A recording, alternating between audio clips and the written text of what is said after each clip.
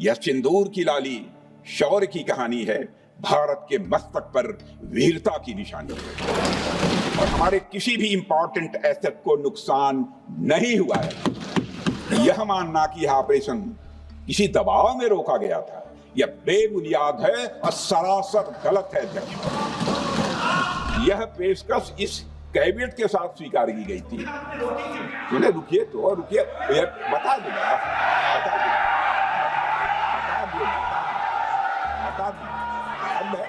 कभी कभी हमारे प्रतिपक्ष के लोग ये पूछते रहे हैं कि हमारे कितने विमान गिरे। हमसे यह नहीं पूछा कि हमारी सेनाओं ने दुश्मन के कितने विमान मारे गिराए। मशीनों और तोपों की चिंता न करके अध्यक्ष महोदय, हमने देश की टेरिटरी की चिंता की।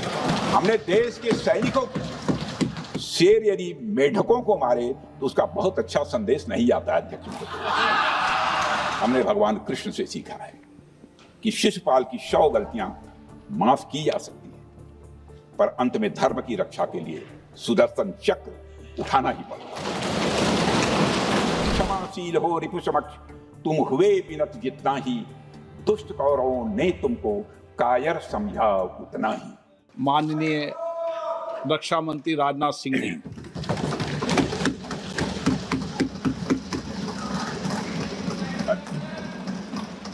अध्यक्ष महोदय, सबसे पहले तो मैं आपके माध्यम से सदन के सभी दलों के, मैंने जितने भी हमारे सम्मानित सदस्य हैं, उनके प्रति आभार व्यक्त करना चाहता हूं कि ऑपरेशन सिंदूर की जो शानदार कामयाबी हासिल हुई है, उस पर चर्चा करने के लिए आज सदन पूरी तरह से तैयार है। अध्यक्ष महोदय, सबसे पहले मैं इस सदन के माध्यम से मैं देश के उन वीर सपूतों को, उन बहादुर सैनिकों को नमन करता हूं जिन्होंने की राष्ट्र की सीमाओं की रक्षा के लिए आज जब भी आवश्यकता पड़ी है अपना बलिदान देने में वह पीछे नहीं रहे हैं। आज भी वह तैयार हैं और आज भी वह तत्पर हैं। साथ ही मैं उन सैनिकों की स्मृति को भी अध्यक्ष महोदय नमन करता हूं जिन्होंने की भारत की एकता और अखंडता सुनिश्चित करने के लिए अपना सर्वस्व बलिदान कर दिया। मैं पूरे देश की तरफ से सेनाओं के सभी जवानों के प्रति कृतज्ञता व्यक्त करता हूं अध्यक्ष महोदय। अध्यक्ष महोदय, आज मैं आपकी अनुमति से ऑपरेशन सिंदूर से जुड़े कुछ महत्वपूर्ण तथ्यों और विषयों को सदन के समक्ष रखने के लिए यहां खड़ा हूं। अध्यक्ष महोदय, 6 और 7 मई 2025 को भारतीय सेनाओं ने ऑपरेशन सिंदूर के नाम से एक ऐतिहासिक सैन्य कार्रवाई को अंजाम दिया। यह केवल एक सैन्य कार्रवाई नहीं थी, बल्कि यह भारत की संप्रभुता, उसकी अस्मिता, देश के नागरिकों के प्रति हमारी जिम्मेदारी और आतंकवाद के खिलाफ हमारी नीति का एक इफेक्टिव और डिसाइसिव डिमॉन्स्ट्रेशन था। अध्यक्ष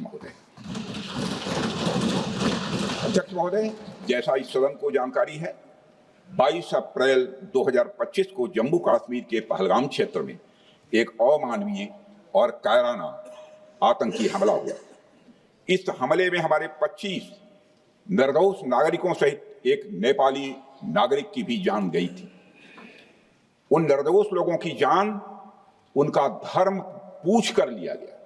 यह अपने आप में अमानवीयता का सबसे कुत्सित और सबसे घृणित उदाहरण था। यह घटना भारत की सहन शक्ति की सीमा की भी मैं मानता हूं परीक्षा थी। अध्यक्ष महोदय, इस हमले के तुरंत बाद हमारे प्रधानमंत्री श्री नरेंद्र मोदी जी ने तीनों सेनाओं के प्रमुखों की एक उच्च स्तरीय बैठक की और उन्हें छूट दी गई कि वे अपने विवेक, स्ट्रेटेजिक अंडरस्टैंडिंग और रीजनल सिक्योरिटी सिचुएशन को ध्यान में रखते हुए वह निर्णायक कार्रवाई करें। इसके बाद हमारे सैन्य नेतृत्व ने न केवल अपनी मैच्योरिटी दिखाई, बल्कि उस स्ट्रेटेजिक विजडम का भी परिचय दिया जिसकी उम्मीद भारत जैसी एक रिस्पॉन्सिबल पावर से की जाती है। अध्यक्ष महोदय, ऑपरेशन सिंदूर को अंजाम देने से पहले हमारी सेनाओं ने हर पहलू का बहुत ही गहराई के साथ अध्ययन किया। हमारे पास कई विकल्प थे, लेकिन हमने उस विकल्प को चुना जिसमें आतंकवादियों और उनके ठिकानों को अधिकतम नुकसान पहुंचे और जिसमें पाकिस्तान के आम नागरिक को कोई क्षति न होने पाए, इस बात की भी हम लोगों ने चिंता की। अध्यक्ष महोदय, हमारी सेनाओं द्वारा की गई वेल कोऑर्डिनेटेड स्ट्राइक्स ने 9 टेररिस्ट इंफ्रास्ट्रक्चर टारगेट्स को प्रिसीजन के साथ, सटीकता के साथ हिट किया और इस सैन्य कार्रवाई में एक अनुमान के अनुसार 100 से अधिक आतंकवादी, मैं बहुत संभल कर बोल रहा हूं अध्यक्ष महोदय, हमारी फिगर गलत ना होने पाए, फिगर इससे बहुत अधिक है, 100 से अधिक आतंकवादी, उनके ट्रेनर, उनके प्रशिक्षक, उनके हैंडलर, लश्कर ए तोयबा और हिजबुल मुजाहिदीन जैसे आतंकवादी संगठनों से संबंधित थे। ये वही आतंकी संगठन हैं जिन्होंने पाकिस्तान की सेना और ISI का जिन्हें खुला समर्थन प्राप्त है। अध्यक्ष महोदय, 7 मई 2025 को रात्रि 1:05 भारतीय सशस्त्र बलों ने ऑपरेशन सिंदूर प्रारंभ किया, जिसमें पाकिस्तान और पाक ऑक्युपाइड कश्मीर में भारत के खिलाफ आतंकी गतिविधियों से जुड़े 9 स्थानों को निशाना बनाया गया। इसमें POK के मुजफ्फराबाद में सवाई नाला और सैयदना बिलाल कैंप, कोटली में मस्जिद अब्बास व मसबर रहील शाहिद कैंप, कोटली में गुलपुर कैंप, भिम्बर में बरनाला कैंप, कोटली में अब्बास कैंप और पाकिस्तान के पंजाब प्रांत में बहावलपुर, मुरिदके और सरजाल और मेहमुना जोया शामिल थे। इनमें से 7 आतंकी शिविरों को भारतीय सेना ने पूरी तरह से नष्ट कर दिया था, जबकि भारतीय वायुसेना ने मुरिदके और बहावलपुर को नेस्त नाबूद किया, जो लश्कर ए तोयबा और जैसे मोहम्मद के केंद्र हैं। पूरा ऑपरेशन मात्र, अध्यक्ष महोदय, जानकर पूरे सदन को प्रसन्नता होगी कि विदिन 22 मिनट्स पूरा ऑपरेशन समाप्त हो गया और हमने आतंकवादियों को उनके घर में घुसकर मारा। सशस्त्र बलों ने हमारी माताओं और बहनों के सिंदूर का बदला लिया और प्रत्येक भारतीय इस भावना से ओतप्रोत हो गया। अध्यक्ष महोदय, मैं चाहूंगा कि पूरा सदन एक बार हमारे सेना के बहादुर जवानों के शौर्य और पराक्रम का। अध्यक्ष महोदय, यह सिंदूर की लाली शौर्य की कहानी है। यह सिंदूर की लाली शौर्य की कहानी है, भारत के मस्तक पर वीरता की निशानी है।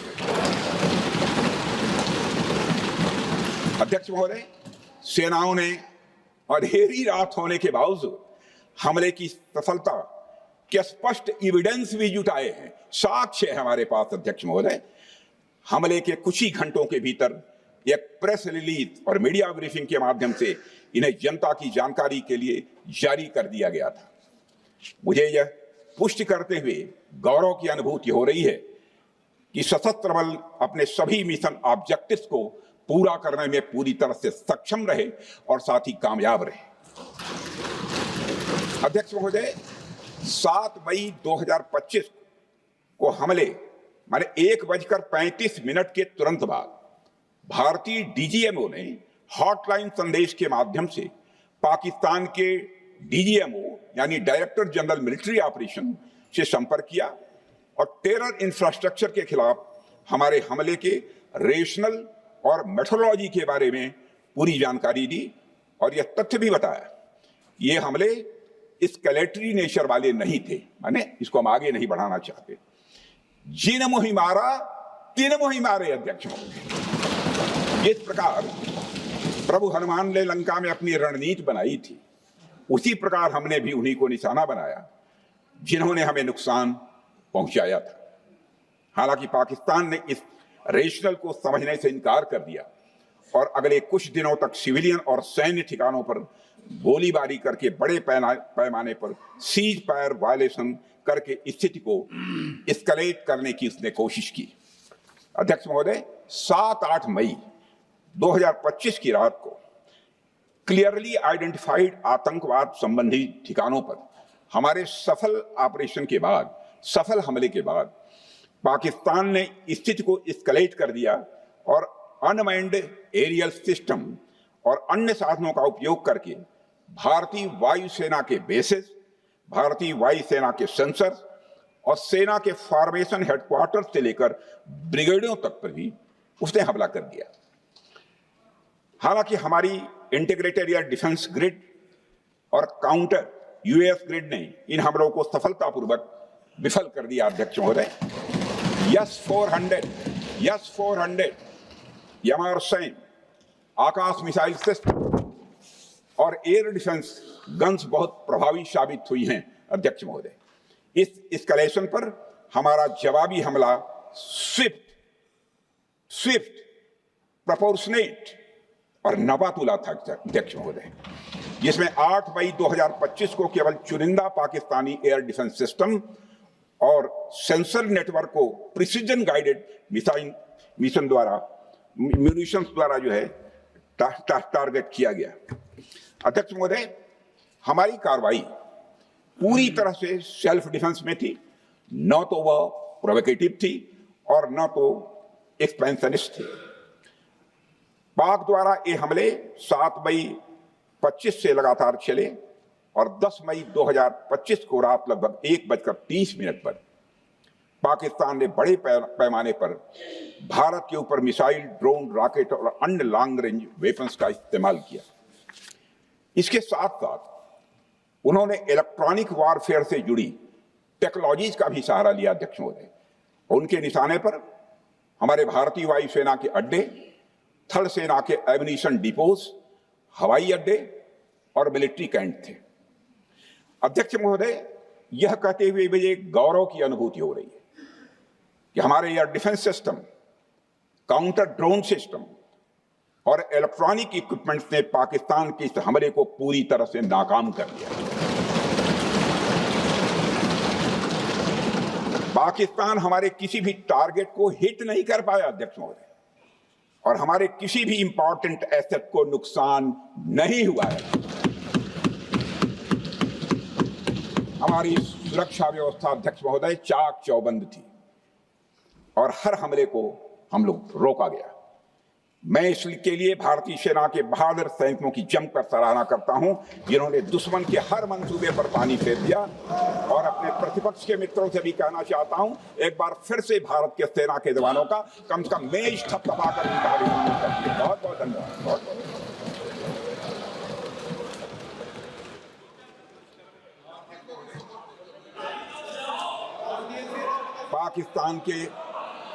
पाकिस्तान के इस हमले के जवाब में हमारी कार्रवाई साहसिक थी, ठोस थी और प्रभावी थी। भारतीय वायुसेना ने वेस्टर्न फ्रंट पर पाकिस्तान के हवाई अड्डों, command and control systems, military infrastructures और एयर डिफेंस सिस्टम को निशाना बनाया और इस मिशन को हमारी सेनाओं ने सफलतापूर्वक अंजाम देने में कामयाबी हासिल की। अध्यक्ष महोदय, हमारी सेनाओं ने चकलाला, सरगोधा, रफीकी, रहीम यार खान, जैकबाबाद, सुक्कुर और भोलारी जैसे बड़े एयरबेस पर प्रहार किया और पूरी दुनिया ने भारतीय वायुसेना के शौर्य और पराक्रम की तस्वीर देखी।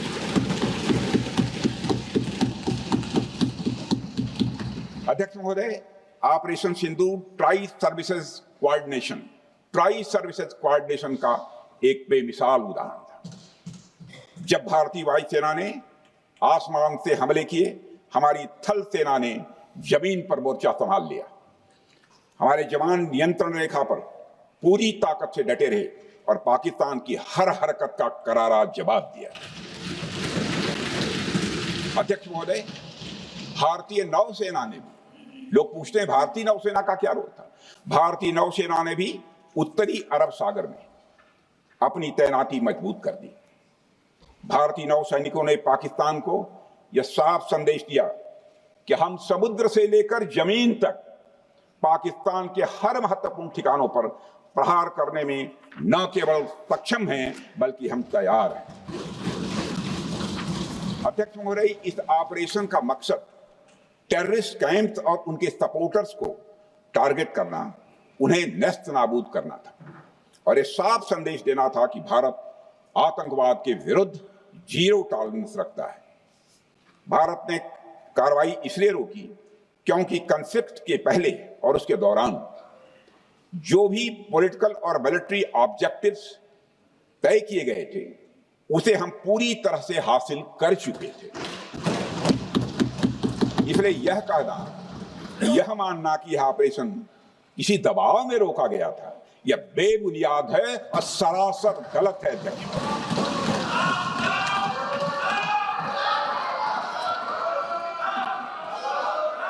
मैं सदन को फिर से आश्वस्त करना चाहता हूं, आपने राजनैतिक जीवन में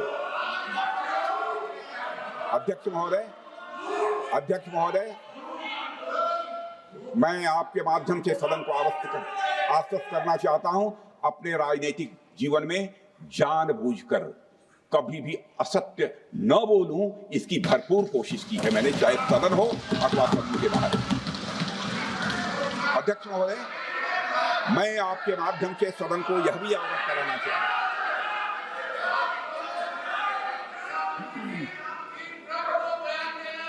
प्लीज बैठिए। आप क्यों खड़े? अध्यक्ष महोदय, मैं आपके माध्यम से सदन को यह भी अवगत कराना चाहूंगा कि सीमा पार करना या वहां की टेरिटरी कैप्चर करना इस ऑपरेशन का उद्देश्य नहीं था। ऑपरेशन सिंदूर प्रारंभ करने का मकसद था अध्यक्ष महोदय, उन टेरर नर्सरीज को खत्म कर देना जिन्हें पाकिस्तान ने बरसों से पाला पोसा था। और यह ऑपरेशन उन मासूम परिवारों को न्याय दिलाने के लिए लॉन्च किया गया था जिन्होंने पाक स्पॉन्सर्ड टेररिस्ट अटैक्स में अपने प्रियजनों को खोया था। हमारी सेनाओं ने सिर्फ उनको टारगेट किया जो इन आतंकियों को सपोर्ट करते हुए भारत पर हमला करने की कोशिश में लगातार शामिल थे। अध्यक्ष महोदय, ऑपरेशन सिंदूर का ओवरऑल पॉलिटिको मिलिट्री ऑब्जेक्टिव यह था कि आतंकवाद के रूप में प्रॉक्सी वार लड़ रहे पाकिस्तान को सजा दी जाए और इसी वजह से आर्म फोर्सेस को पूरी आजादी दी गई थी कि वे अपने टारगेट खुद चुने और करारा जवाब दें। और इस ऑपरेशन का उद्देश्य कोई भी युद्ध छेड़ना नहीं था, बल्कि फोर्स के डिमॉन्स्ट्रेटिव यूज से एडवर्सरी को झुकने के लिए मजबूर करना था। 10 मई की सुबह जब भारतीय वायुसेना ने पाकिस्तान की मल्टीपल एयरफील्ड्स पर करारा प्रहार किया तो पाकिस्तान ने हार मान ली। अध्यक्ष महोदय, और हॉस्टिलिटी रोकने की कोशिश की। अब रोक दीजिए महाराज। उन्होंने एक कोशिश की, हमारे डीएमओ से बात की, महाराज अब रोक दीजिए, बहुत हो गया। यह पेशकश इस कैबिनेट के साथ स्वीकार की गई थी। सुने, रुकिए बता दूंगा,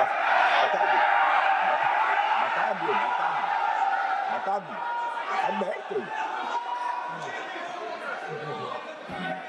आपको मौका मिलेगा। यह क्यों रुका, इसका पहले ही मैं पूरी तरह से वर्णन कर चुका है। अध्यक्ष महोदय, मैं नेता प्रतिपक्ष को बहुत सम्मान के साथ कहना चाहता हूं कि कृपया एक बार मेरा पूरा भाषण पूछ लें। आपको प्रश्न पूछने की पूरी आजादी है, आप पूछ सकते हैं, मैं उसका उत्तर दूंगा।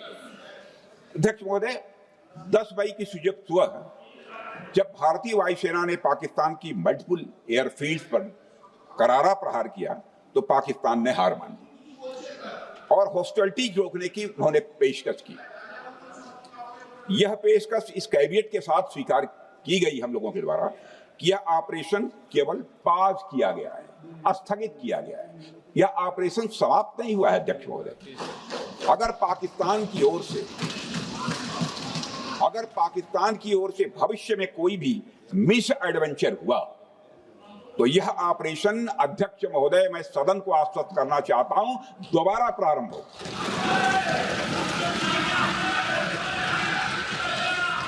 अध्यक्ष महोदय, भारतीय वायुसेना के जबरदस्त हमलों, नियंत्रण रेखा पर थल सेना की मजबूत जवाबी कार्रवाई और नौसेना के हमलों के डर ने पाकिस्तान को झुकने के लिए मजबूर कर दिया।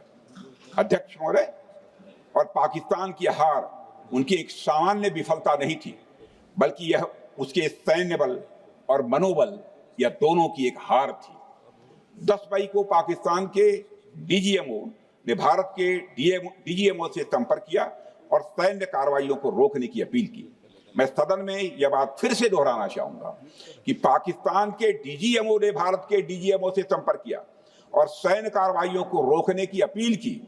12 मई को दोनों देशों के डीजीएमओ के बीच औपचारिक संवाद हुआ और दोनों पक्षों ने सैन्य कार्रवाइयों पर विराम लगाने का निर्णय लिया। अध्यक्ष महोदय, हमारे सैनिकों का जो मनोबल, मातृभूमि की रक्षा करने का जो उनका समर्पण है, ऑपरेशन सिंदूर के दौरान उसका दर्शन 140 करोड़ से अधिक भारतवासियों ने देखा।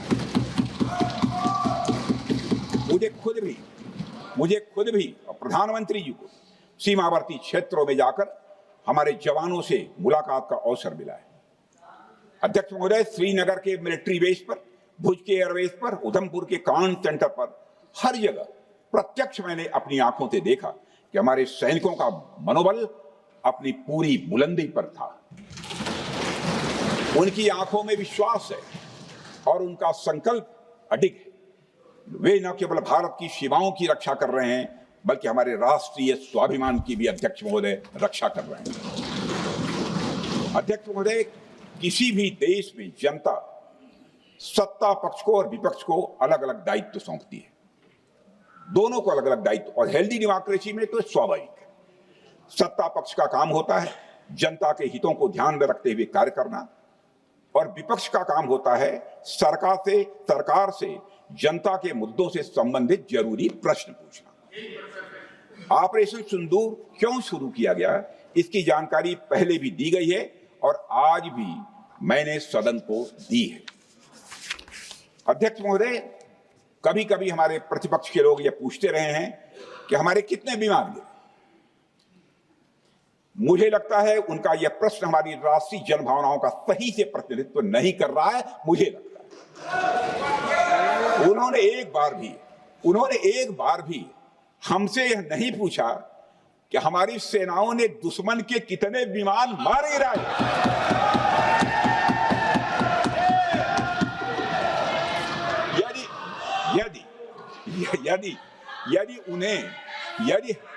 यदि उन्हें प्रश्न पूछना ही है अध्यक्ष महोदय, तो उनका प्रश्न यह होना चाहिए, क्या भारत ने आतंकवादी ठिकानों को तबाह किया? तो उसका उत्तर है हाँ।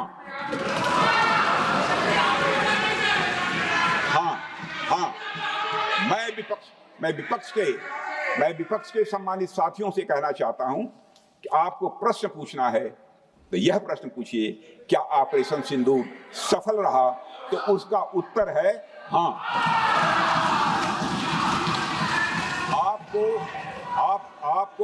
आपको प्रश्न पूछना है तो यह प्रश्न पूछिए कि जिन आतंकियों ने हमारी बहनों, हमारी बेटियों का सिंदूर मिटाया, क्या हमारी सेनाओं ने ऑपरेशन सिंदूर में उन आतंकियों के आकाओं को मिटाया? तो इसका उत्तर है हाँ। और आपको प्रश्न पूछना है तो यह पूछिए कि इस ऑपरेशन में क्या हमारे जाबाज सैनिकों को कोई क्षति हुई है?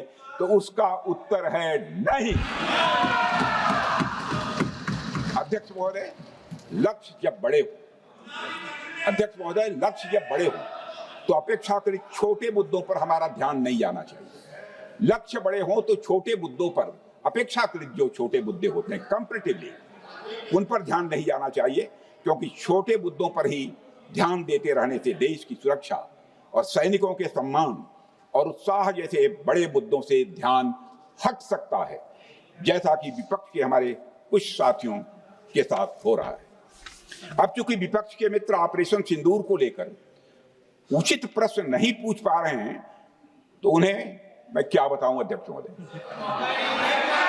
मैं लगभग 4 डिकेड से अधिक समय से राजनीति में, सत्ता पक्ष हो या विपक्ष हो, अपनी पार्टी हो या दूसरी पार्टी हो, कभी भी किसी के साथ दलगत राजनीति को मैंने शत्रुतापूर्ण तरीके से जिंदगी में नहीं देखा है मैंने, अध्यक्ष महोदय। इसलिए आज अगर विपक्ष प्रश्न पूछने में असफल है, मैं विपक्ष को उनके इस काम में थोड़ी सी मदद करना चाहता हूं। अध्यक्ष महोदय, मैं विपक्ष के अपने सम्मानित साथियों से ये कहना चाहता हूं कि यदि आज हम लोग सत्ता पक्ष में हैं तो ऐसा नहीं है कि हम हमेशा सत्ता पक्ष में ही रहेंगे। ये आवश्यक नहीं है, किसी के लिए आवश्यक नहीं। एक लंबा समय हमने विपक्ष का काम किया है, एक लंबा समय हमने सरकारों से सवाल पूछने में लगाया है। जनता ने जब हमें विपक्ष में रहने का दायित्व सौंपा था तो हमने विपक्ष में रहकर विपक्ष की भूमिका को बड़े ही सकारात्मक तरीके से निभाया भी। अध्यक्ष महोदय, विपक्ष में रहकर हमने कैसे प्रश्न पूछे, इसके कुछ उदाहरण मैं यहां रखना चाहता हूं। 1962 में अध्यक्ष महोदय, चीन के साथ हुए युद्ध में जब दुखद परिणाम आया तो हमने उस समय की सरकार से यह पूछे थे, लेकिन वह प्रश्न यह था कि हमारे देश की धरती पर दूसरे देश का कब्जा कैसे हुआ। हमने यह प्रश्न पूछा था कि हमारी सेना और हमारी जनता अपमानित क्यों हुई। हमने यह प्रश्न पूछा था कि बड़ी संख्या में हमारे सैनिक हताहत कैसे हुए। हमने यह प्रश्न नहीं पूछा कि हमारे टैंक, हमारी मशीनें, हमारी बंदूकें क्यों ध्वस्त हो गई। यह प्रश्न हम लोगों ने नहीं पूछा। मशीनों और तोपों की चिंता न करके, मशीनों और तोपों की चिंता न करके अध्यक्ष महोदय, हमने देश की टेरिटरी की चिंता की, हमने देश के सैनिकों की। इसी तरह 71 के युद्ध में, 71 के युद्ध में जब हमने पाकिस्तान को सबक सिखाया, मैं उस समय की सरकार को मैं बधाई देना चाहता हूं। हमने अपने राजनीतिक और सैन्य नेतृत्व की प्रशंसा की। हमने ये नहीं देखा कि किस दल की सरकार है, किस विचारधारा की सरकार है, इसकी चिंता नहीं की कभी। हमारे नेता अटल बिहारी वाजपेयी ने संसद में खड़े होकर उस समय के नेतृत्व की प्रशंसा की थी। हमने इस बात की खुशी जाहिर कि हमने अपने शत्रु को सबक सिखाया। हमने उस दौरान यह प्रश्न नहीं पूछा कि सबक सिखाने के दौरान में भारत के कितने प्लेन्स गिरे, भारत के कितने इक्विपमेंट्स बर्बाद हुए। यह प्रश्न अध्यक्ष महोदय उस समय भी हम लोगों ने नहीं पूछा। अध्यक्ष महोदय, यदि मैं इसे और भी प्रैक्टिकल तरीके से समझाऊं, तो किसी भी परीक्षा के परिणाम में रिजल्ट मैटर करता है। यदि किसी परीक्षा में कोई बच्चा अच्छे मार्क्स लेकर आ रहा है तो हमारे लिए उसके मार्क्स मैटर करने चाहिए। हमें इस बात का ध्यान नहीं रखना चाहिए कि एग्जाम के दौरान उसकी पेंसिल टूट गई थी या उसकी पेन खो गई।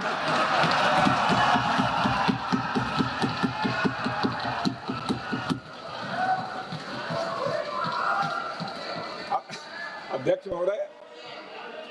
महोदय, अल्टीमेटली रिजल्ट मैटर करता है और रिजल्ट यह है, अध्यक्ष महोदय, अल्टीमेटली रिजल्ट मैटर करता है और रिजल्ट यह है अध्यक्ष महोदय कि ऑपरेशन सिंदूर के दौरान हमारी सेनाओं ने जो लक्ष्य निर्धारित किया था, उन लक्ष्यों को पूर्ण रूप से प्राप्त करने में हमने कामयाबी हासिल की। अध्यक्ष महोदय, भारत हमेशा से पाकिस्तान सहित अपने पड़ोसी देशों से मित्रता और सौहार्द सहयोगपूर्ण संबंध का सदैव इच्छुक रहा है। इसके लिए भारत की सभी सरकारों ने ईमानदारी से प्रयास भी किए हैं। वह चाहे आदरणीय लाल बहादुर शास्त्री जी हों या अटल बिहारी वाजपेयी जी हों या हमारे स्वर्गीय मनमोहन सिंह जी हों या प्रधानमंत्री श्री नरेंद्र मोदी जी, सभी ने हमेशा चाहा है कि इस इलाके में शांति और समृद्धि बनी रहे। सभी ने यह चाहा। अध्यक्ष महोदय, यह बात हमारी सिविलाइजेशनल वैल्यूज के साथ मेल खाती है, इसलिए ऐसा हुआ। अध्यक्ष महोदय, पूरा विश्व जानता है कि पूर्व प्रधानमंत्री से अटल बिहारी वाजपेयी जी ने शांति का संदेश लेकर 1999 में लाहौर बस यात्रा की थी। वह सिर्फ एक यात्रा नहीं थी, वह यात्रा भारत की संस्कृति और शांति की प्रतीक थी। यह हमारे भारत की प्रकृति थी। लाहौर पहुंचकर अटल बिहारी वाजपेयी जी ने मीनारे पाकिस्तान पर विजिटर्स रूप में जो लिखा था, जिसका जिक्र लोग आज भी करते हैं, और उन्होंने लिखा था, उसकी मैं चर्चा करता हूं। उन्होंने लिखा था कि मीनारे पाकिस्तान से मैं पाकिस्तान की जनता को यह विश्वास दिलाना चाहता हूं कि भारत अस्थायी शांति और मित्रता का आकांक्षी है। मैंने पहले भी कहा है और फिर भी कहता हूं, एक स्थिर और समृद्ध पाकिस्तान भारत के हित में है, इसमें कोई संदेह नहीं होना चाहिए। अध्यक्ष महोदय, यह हमारी सोच थी, यह हमारी शांति की पहल थी। यह पहल हमारी हजारों साल पुरानी सांस्कृतिक चेतना, हमारी नैतिक शक्ति और हमारी सभ्यता के उन मूल्यों से निकली थी जो शांति को शक्ति मानती है। अध्यक्ष महोदय, लेकिन हमारे शांति के प्रयास को हमारी नाइविटी, उदारता या सरलता समझ लिया गया। जब हम शांति के लिए कदम बढ़ा रहे थे, उसी वक्त पाकिस्तान कारगिल में घुसपैठ की साजिश रच रहा था। हम दोस्ती की राह पर थे तो वो षड्यंत्र की राह पर था। जब हम मामला खुलकर सामने आया तो हमारे वीर सैनिकों ने इस घुसपैठ के खिलाफ कार्रवाई करना प्रारंभ किया, और जब भारत की जीत सामने दिखाई दे रही थी तो पाकिस्तान ने परमाणु युद्ध की धमकी दे डाली। अध्यक्ष महोदय, तब हमारे प्रधानमंत्री, तत्कालीन प्रधानमंत्री आदरणीय अटल बिहारी वाजपेयी जी ने कहा था, पाक सेना के परमाणु हमले से भारत का तो कुछ नहीं बिगड़ेगा, लेकिन पाकिस्तान दूसरे दिन का सूरज नहीं देख पाएगा।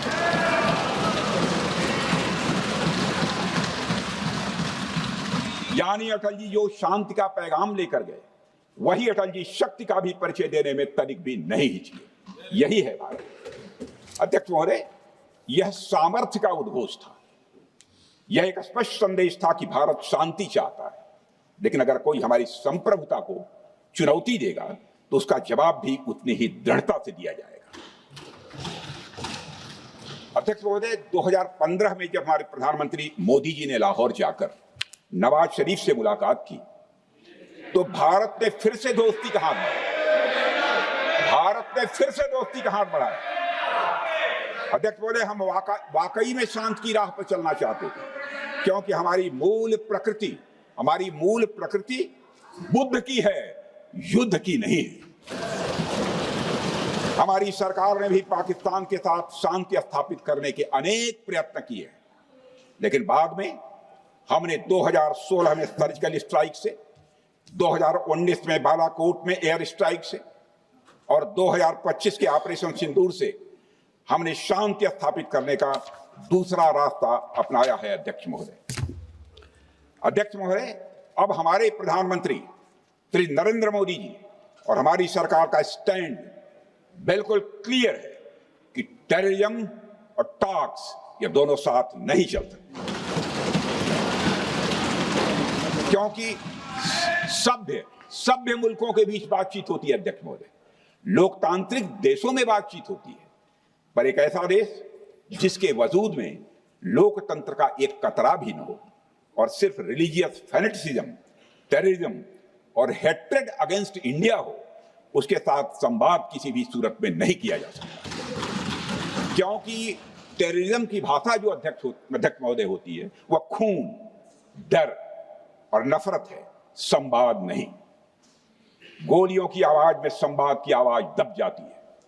जहां खून बहता है वहां बातचीत की गुंजाइश अध्यक्ष महोदय नहीं बचती।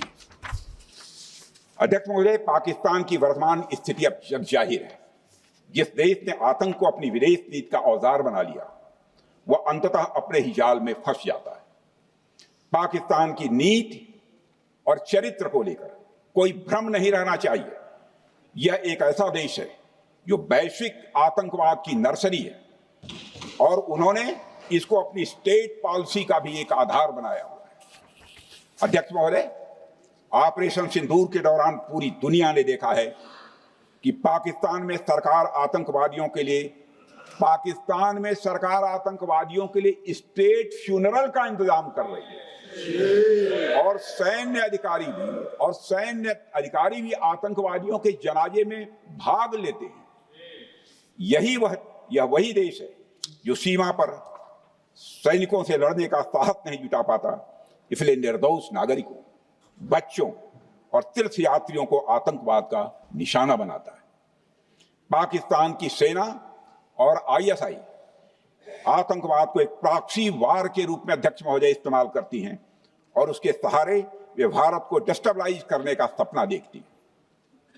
अध्यक्ष महोदय, मैं लोकतंत्र के मंदिर में खड़े होकर यह बात कह रहा हूं कि भारत को 1000 कट्स देने का सपना पालने वालों को नींद से जग जाना चाहिए। यह मोदी जी के नेतृत्व वाला नया भारत है जो आतंकवाद के खिलाफ किसी हद तक जा सकता है।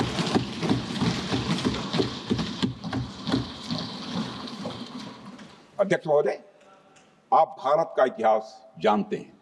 देखिए, हमने कभी भी किसी की 1 इंच जमीन पर आज तक कभी कब्जा नहीं किया है।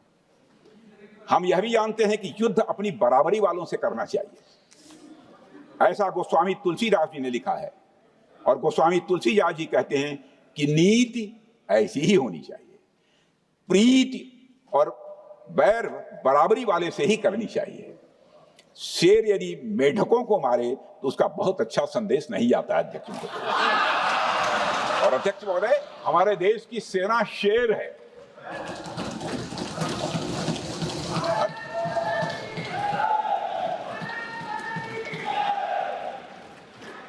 अध्यक्ष महोदय, पाकिस्तान जैसा देश जो साइज, सामर्थ्य, शक्ति और समृद्धि में हमारे आसपास भी नहीं है, उस मुल्क से कैसा मुकाबला? जो मुल्क अपने अस्तित्व के लिए दूसरों पर आश्रित हो, उसके मुकाबले का मतलब है अपना स्तर कम करना। हमारी नीति है आतंकवाद के खिलाफ प्रभावी कार्रवाई करना। हमारा पाकिस्तान विरोध उनकी आतंकवाद की नीति के कारण है, इसलिए पाकिस्तान का हमारा विरोध है। अध्यक्ष महोदय, हम अगर शांति की आशा के लिए हाथ बढ़ाना जानते हैं तो अशांति फैलाने वाले हाथों को उखाड़ना भी जानते हैं। अध्यक्ष महोदय, अगर शांति के प्रयास करना हम जानते हैं तो दुष्टों को जो भाषा समझ में आए उसी सब भाषा में समझाना भी जानते हैं। सठे साक्ष्यम समाचरे, अर्थात दुष्ट के साथ दुष्टता का ही व्यवहार करना पड़ता है कभी कभी। अध्यक्ष महोदय, हमने भगवान कृष्ण से सीखा है कि शिशुपाल की 100 गलतियां माफ की जा सकती हैं, पर अंत में धर्म की रक्षा के लिए सुदर्शन चक्र उठाना ही पड़ता है। हमने पार्लियामेंट का अटैक सहा है अध्यक्ष महोदय, 2008 का मुंबई अटैक सहा है, झेला है, लेकिन अब हमने कह दिया है इनफ इज इनफ। अब हमने सुदर्शन चक्र उठा लिया है अध्यक्ष महोदय। अध्यक्ष महोदय, हमारी प्रवृत्ति भगवान राम और भगवान कृष्ण से प्रेरित है, जो हमें शौर्य भी सिखाती है और धैर्य भी सिखाती है। इस सीख का अध्यक्ष महोदय, इस सीख का हम प्रधानमंत्री नरेंद्र मोदी जी के नेतृत्व में हमारी विदेश और अपनी रक्षा नीति में सीधा प्रयोग कर रहे हैं। आज भारत पहले दोस्ती का हाथ बढ़ाता है, लेकिन अगर कोई देश धोखा दे तो उसकी कलाई भी मरोड़ना जानता है। अध्यक्ष महोदय, हमारी नीति स्पष्ट है कि हमने एक समय लाहौर बस यात्रा की भाषा में बात की थी तो पाकिस्तान ने हमारी उस भाषा को नहीं समझा, तो अब हम उन्हें बालाकोट स्ट्राइक की भाषा में जवाब देंगे। अध्यक्ष महोदय, भारत के लिए शांति हमारी प्रायोरिटी है, हमारी प्राथमिकता है और हमारी शक्ति उसका आधार है। भारत के लिए शांति प्राथमिकता है और हमारी शक्ति उसका आधार है। यह शक्ति हमारे सामर्थ्य से पैदा हुई है अध्यक्ष महोदय, और यह सामर्थ्य पिछले 11 साल में कई गुना बढ़ गया है। मैं ये नहीं कहता हूं पहले नहीं था, पहले था, लेकिन अब कई गुना बढ़ गया। आज भारत विश्व की 4थी सबसे बड़ी अर्थव्यवस्था है और अभी आई मॉर्गन स्टैनली के रिपोर्ट के मुताबिक 2028 तक विश्व की 3री सबसे बड़ी अर्थव्यवस्था बनने की ओर भारत चल रहा है। अध्यक्ष महोदय, आर्थिक उन्नति के साथ साथ भारत के रक्षा क्षेत्र में 2014 से उल्लेखनीय परिवर्तन, रिमार्केबल चेंज आया है। आज का भारत डिफेंस सेक्टर में आत्मनिर्भरता, सेल्फ रिलायंस और स्वदेशी उत्पादन की दिशा में तेजी से आगे बढ़ रहा है। अध्यक्ष महोदय, आज हम हर दृष्टि से समर्थ भी हैं और सक्षम भी हैं। अध्यक्ष महोदय, मैं सदन को यह भी जानकारी देना चाहता हूं, उसके बाद जब प्रश्न पूछा गया हमारे सारे चीफ से, सीडीएस से, डिफेंस सेक्रेटरी से, क्या ऑपरेशन के लिए तैयार हैं, क्षण भर की देर नहीं लगाई, सबने बोला यस सर। अध्यक्ष महोदय, ऑपरेशन सिंदूर हमारे सामर्थ्य का ही प्रतीक था, जिसमें हमने दिखा दिया कि अगर कोई हमारे नागरिकों को मारेगा तो भारत चुप नहीं बैठेगा।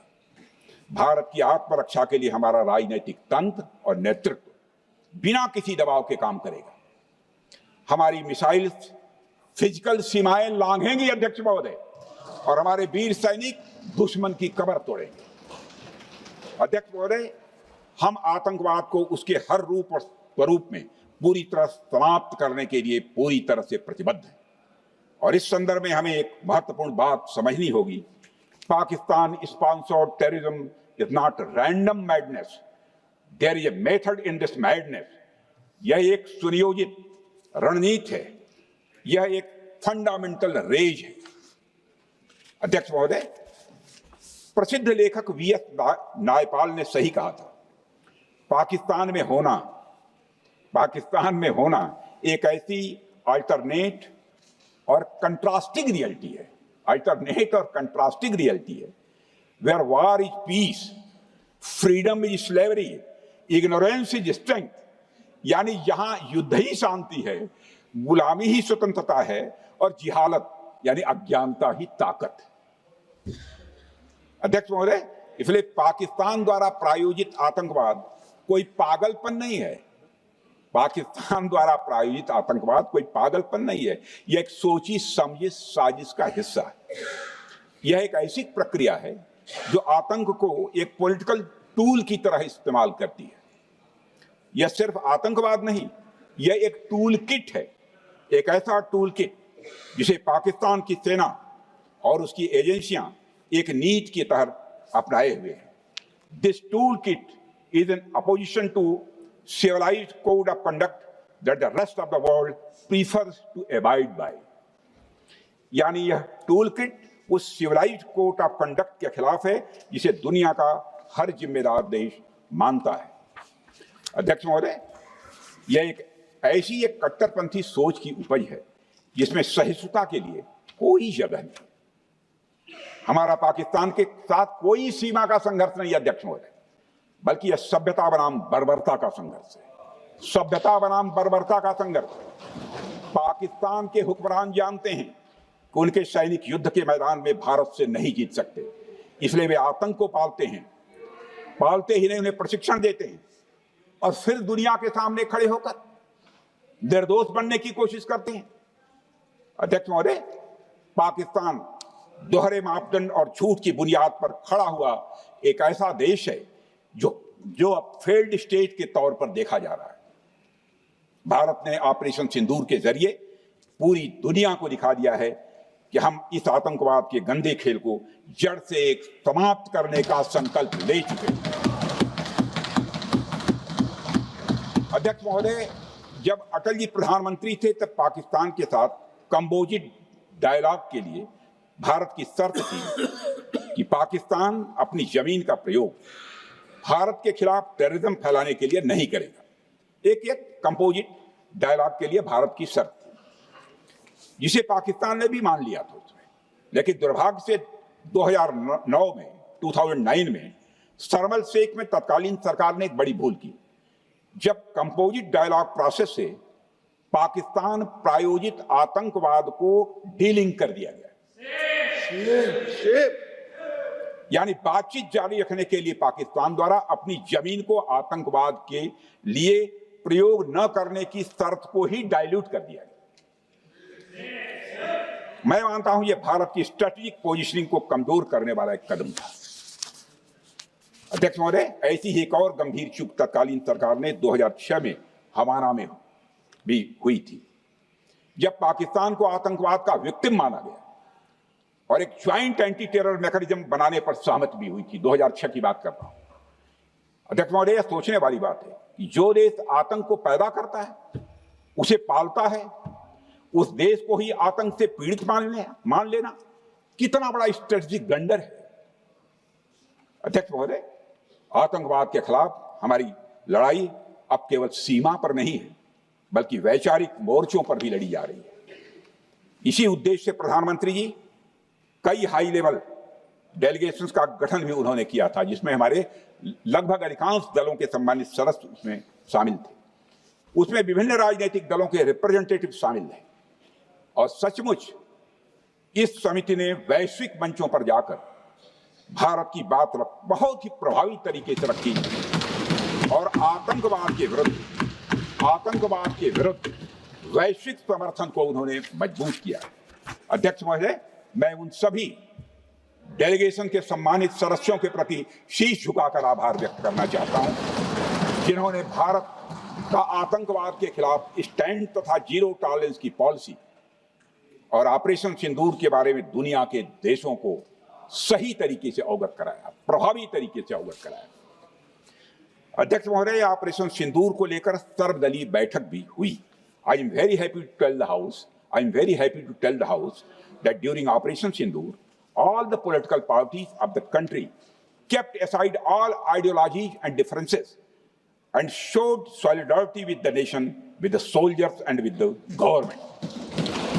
फिर इसके लिए आभार व्यक्त करता हूं। मुझे लगता है यही इस देश के लोकतंत्र की खूबसूरती है। अध्यक्ष महोदय, जैसा कि हमारे माननीय प्रधानमंत्री मोदी जी ने भी कहा है कि ऑपरेशन सिंदूर अभी रुका है, समाप्त नहीं हुआ है। यदि आवश्यकता पड़ी, यदि पाकिस्तान फिर किसी नापाक हरकत की कोशिश करता है, तो हम और भी कठोर और निर्णायक कार्रवाई करने के लिए तैयार हैं। अध्यक्ष महोदय, ऑपरेशन सिंदूर के माध्यम से पाकिस्तान के मन में भारत को लेकर जो बहुत बड़ी गलतफहमी थी, वह हमने दूर कर दी है। और मेरी दूर थोड़ी बहुत बची यदि भई होगी तो उसको भी दूर कर देंगे। अध्यक्ष महोदय, मुझे महाकवि राष्ट्र कवि रामधारी सिंह जी दिनकर की कुछ पंक्तियां याद आती हैं। अध्यक्ष महोदय, क्षमाशील हो रिपु समक्ष, तुम हुए विनत जितना ही, दुष्ट कौरवों ने तुमको कायर समझा उतना ही। अध्यक्ष महोदय, भारत ने न केवल अपनी सैन्य क्षमता का प्रदर्शन किया, बल्कि अपनी राष्ट्रीय दृढ़ता, नैतिकता और राजनीतिक कुशलता का भी परिचय दिया है। भारत अब किसी भी आतंकी हमले का निर्णायक और स्पष्ट उत्तर देगा। अध्यक्ष महोदय, हमने एक नई लक्ष्मण रेखा खींच ली है। अब आतंकवाद को आश्रय और समर्थन देने वालों को कोई शरण नहीं मिलेगी। और अध्यक्ष महोदय, भारत किसी भी तरह के न्यूक्लियर ब्लैकमेलिंग या दबावों के आगे अब झुकने वाला नहीं है।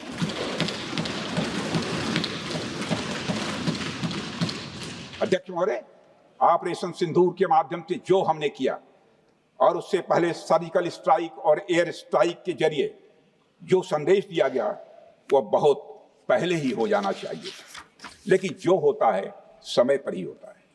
अध्यक्ष महोदय, हमारी सरकार ने आतंकवाद के खिलाफ हमारी जीरो टॉलरेंस की नीति को दुनिया के हर मंच पर पूरी तरह से स्पष्ट कर दिया है और हम उस पर कोई समझौता किसी भी सूरत में नहीं करने वाले।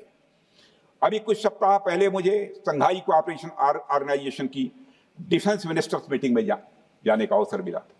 वहां जो डिक्लेरेशन तैयार किया जा रहा था, उसमें आतंकवाद पर भारत का स्टैंड डाइल्यूट हो रहा था। हमने साफ कह दिया कि जब तक आतंकवाद के मुद्दे पर भारत का स्टैंड रखा नहीं जाएगा, हम किसी ज्वाइंट स्टेटमेंट पर साइन नहीं करेंगे और इसकी वजह से वहां कोई ज्वाइंट स्टेटमेंट नहीं आया। अध्यक्ष महोदय, इसका परिणाम क्या? अब देखिए, हमारे प्रधानमंत्री जी ब्रिक्स की बैठक में ब्राजील गए, करिश्मा किया है हमारे प्रधानमंत्री। तो चीन की मौजूदगी में जो ज्वाइंट डिक्लेरेशन आया, उसमें जम्मू व कश्मीर में हुए आतंकी हमले को कंडेम भी किया गया। यह प्रधानमंत्री ने करिश्मा करके दिखाया। यानी भारत की बात अंततः मानी गई और यह ब्रिक्स सम्मेलन के इतिहास में पहली बार हुआ जब जम्मू एवं कश्मीर में हुए किसी आतंकी घटना को खुलकर कंडेम किया जाए। मैं इस सदन को याद दिलाना चाहता हूं, 2008 में मुंबई में इतनी बड़ी आतंकी घटना हुई, मगर उस समय की सरकार को जो प्रभावी कार्रवाई करनी चाहिए थी वो नहीं हो पाई लेकिन उसमें सबसे दुखद और आश्चर्य की बात है, कई वर्ल्ड फोरम, इंटरनेशनल फोरम पर जो उसका कंडेमनेशन होना चाहिए, जो उसकी निंदा की जानी चाहिए, वह भी जितना होना चाहिए नहीं हो पाया। अध्यक्ष, यदि आप उस घटना के बाद हुए ब्रिक्स सम्मेलन के डॉक्यूमेंट्स उठाकर देख लीजिए, मुंबई आतंकी हमले का कहीं जिक्र भी नहीं है। और अध्यक्ष महोदय, जब केंद्र में प्रधानमंत्री मोदी जी के नेतृत्व में सरकार बनी, तब जाकर कहीं के हालात कुछ बदलने शुरू हुए और साल 2017 में हुए ब्रिक्स सम्मेलन में पहली बार 2017 में हुए ब्रिक्स सम्मेलन में पहली बार आतंकवाद से लश्कर और जैश जैसे आतंकवादी संगठनों को जोड़ा गया। यह भी अपने में करिश्माई काम था। यह परिस्थिति इसलिए बनी क्योंकि इसके ठीक एक साल पहले उरी की घटना के भारत की सेनाओं ने सीमा पर जाकर सर्जिकल स्ट्राइक की थी। हमने दुनिया को बताया कि आतंकवाद के खिलाफ हम सरहद के इस पार भी मारेंगे और जरूरत पड़ी तो आतंकियों के घर में घुसकर भी मारेंगे। यह बदलाव प्रधानमंत्री मोदी जी के नेतृत्व में आया। अध्यक्ष महोदय, यह वही नीति है जो पहले की सरकारों को भी अपनानी चाहिए। उन सरकारों को जिनके शासनकाल में भारत ने सबसे भीषण आतंकी हमलों का सामना किया, जिनमें 2008 का मुंबई हमला आज भी हर हिंदुस्तानी के जेहन में बैठा हुआ है, जिंदा है, एक न भूलने वाली त्रासदी के रूप में जिंदा है। अध्यक्ष महोदय, मैं श्री प्रणब मुखर्जी जी ने अपनी किताब द कोलिशन ईयर्स में लिखा है, मेरे पास है भी, कोलिशन ईयर्स में लिखा है कि जब मुंबई अटैक हुआ था, प्रणोदा ने लिखा है, जब मुंबई अटैक हुआ था, India had evidence that the terrorist came from Karachi port. Pakistan के नॉन स्टेट एक्टर्स के बहाने पूरी दुनिया में को पूरी दुनिया में कोई मान नहीं रहा था। उन्होंने लिखा है प्रणोदा ने, and I quote, amid heated debates within the cabinet, there was a demand for military intervention which I rejected. यह उन्होंने लिखा, मैंने नहीं लिखा, अनकोट। अध्यक्ष महोदय, भारतीय विदेश सेवा के एक वरिष्ठ अधिकारी ने भी अपनी किताब में इस बात की पुष्टि की है, जिनका नाम है अजय बिसारिया, और वो शायद फॉरेन सेक्रेटरी थे, कि मुंबई हमले के तुरंत बाद एक उच्च स्तरीय बैठक हुई थी जिसमें तत्कालीन विदेश मंत्री प्रणोदा ने पूछा व्हाट शुड बी डन। तो विदेश सचिव शिवशंकर मेनन जी ने सुझाव दिया कि भारत मोरदके में लश्कर ए तोयबा के मुख्यालय पर क्रूज मिसाइल से हमला कर सकता है। यह सुनकर प्रणोदा ने चश्मा उतारकर साफ किया और सभी अधिकारियों को धन्यवाद देकर बैठक समाप्त कर दी। अध्यक्ष महोदय, उस समय की सरकार ने जो सही समझा वो किया, पर मैं मानता हूं कि अगर तब की सरकार ने भी 2016 सर्जिकल स्ट्राइक, 2019 एयर स्ट्राइक जैसे निर्णायक और कठोर कदम उठाए होते तो पाकिस्तान की स्ट्रेटेजिक कैलकुलस बदल सकती थी। एक पावरफुल और डिसाइसिव एक्शन पाकिस्तान और उनकी सेना के द्वारा इस 500 टेररिस्ट ऑर्गेनाइजेशंस के लिए बड़ा डिसइंसेंटिव साबित हो सकती है। अध्यक्ष महोदय, 2008 में मुंबई हमलों के बाद उस समय की सरकार ने सिर्फ बातचीत का मार्ग चुना था। मैं स्पष्ट करना चाहता हूं, यह कोई आलोचना नहीं है अध्यक्ष महोदय, न उस सरकार की, न उस समय के प्रधानमंत्री की, और न ही उन नेताओं की। उस समय की लीडरशिप को जो सही लगा उन्होंने वह निर्णय लिया। अध्यक्ष महोदय, बस मैं इतना ही कहना चाहता हूं कि आज का भारत अलग सोचता है और अलग तरीके से काम करता है। हमारा मानना है यह आपका प्रतिद्वंदी आतंक को रणनीति बना चुका हो और बातचीत की भाषा नहीं समझता हो तो standing firm and being decisive के अलावा कोई विकल्प नहीं बचता है। अध्यक्ष महोदय, आज हमारे प्रधानमंत्री मोदी जी के नेतृत्व में भारत वह देश नहीं रहा जो पहले था। Today doziers have been replaced by decisive action. Today doziers have been replaced by decisive action. आज भारत सहता नहीं है, भारत जवाब देता है। अध्यक्ष महोदय, आज भारत आतंक की जड़ तक जाता है और उसे उखाड़ फेंकने का सामर्थ्य रखता है। अध्यक्ष महोदय, मैं इस सदन को और देश की जनता को यह विश्वास दिलाना चाहता हूं कि हमारी सरकार, हमारी सेनाएं और हमारी लोकतांत्रिक संस्थाएं सब मिलकर, हम और ये सारे लोग सभी मिलकर देश की एकता, अखंडता और सुरक्षा के लिए जो भी कदम उठाना आवश्यक होगा वह कदम उठाएंगे और उसके प्रति हम पूरी तरह से कमिटेड हैं। अध्यक्ष महोदय, अंत में मैं केवल इतना ही कहना चाहता हूं, यह समय एकजुट होकर अपनी सुरक्षा, संप्रभुता और आत्मसम्मान की रक्षा के संकल्प को और अधिक मजबूत करने का है। हमें यह याद रखना होगा कि हमारी सामाजिक और राजनीतिक एकता ही यह हमारी सबसे बड़ी ताकत है। अध्यक्ष महोदय, आतंकवाद को समर्थन देने वालों को यह स्पष्ट संदेश चला गया है कि भारत अपनी मातृभूमि की रक्षा के लिए पूरी तरह से संकल्पबद्ध है। आइए हम सभी दलगत भाव से ऊपर उठकर संघवरध्वम के मंत्र से प्रेरणा लेकर एक साथ खड़े हो जाएं और हम इस राष्ट्रीय संकल्प को मजबूत करें। यही हम सबका राष्ट्रीय दायित्व है। और इन्हीं शब्दों के साथ अध्यक्ष महोदय, आपने मुझे विचार रखने का अवसर दिया, आपके प्रति आभार व्यक्त करते हुए और अपने सभी सम्मानित सदस्यों के प्रति धन्यवाद व्यक्त करते हुए अपना निवेदन समाप्त करता हूं। सबने शांतिपूर्वक